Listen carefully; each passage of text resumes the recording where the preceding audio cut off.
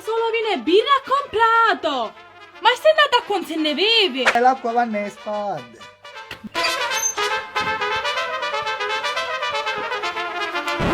Salve, amici dei Respinti Channel.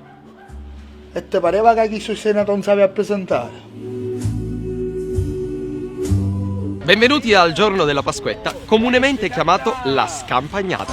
Ma che bella scampagnata andiamo a fare stasera, me cuttare una poco di mangiare. E come nei felini, sono le donne a procacciare il cibo. E poi tu una cacaina la pigliavo io, che tu pigli sempre chi dà sui gelata, chissà stamattina ancora mangiava erba. Mentre l'uomo si dedica alla primitiva e nobile arte di accendere il fuoco. No, vedi a domani il suo fuoco, come detto se fece aceto. A me mi si dia, manca io l'accendino. Mister, hai l'accendino? Ci pensi toccato, ma lo fuoco. Che onore, sono stato accettato dal branco. E se finisci in linea ci metti tu. A sto giro pollo lo troviamo. Che si è fatta sciopata, mangiati l'antica salsiccia, te è pure Pianuccio che ha fatto sciupato. Ma se pare incinta 7 mesi! Da lei che fumo che c'è da sotto. Chi sta zoccusando arrossendo chi sta il fumiloso. Ragazzi, avete visto che bella natura, che bello questo posto dove vi ho portato a fare la scampagnata. Sì, buon Natale! Ma che c'entra? È Pasquetta. È Pasquetta! Minchia che sogno fuso!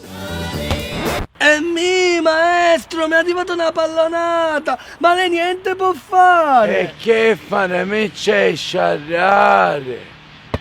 E mangiamo un sacco di cose, salsicce, pettinicche, sigliola, letti di pollo. A proposito, Piero, che vuoi mangiare stasera? Ma è dalle origini che questa specie ogni anno compie sempre lo stesso errore. Ancora che bevi? Se ne andiamo che già sono le 6! Ma quale sei? Ne andiamo verso l'otto, che a traffico sicuro o ne incocciamo. E meno male che traffico non ne trovavamo! O addirittura i Lanas! E su roba non accattiamo.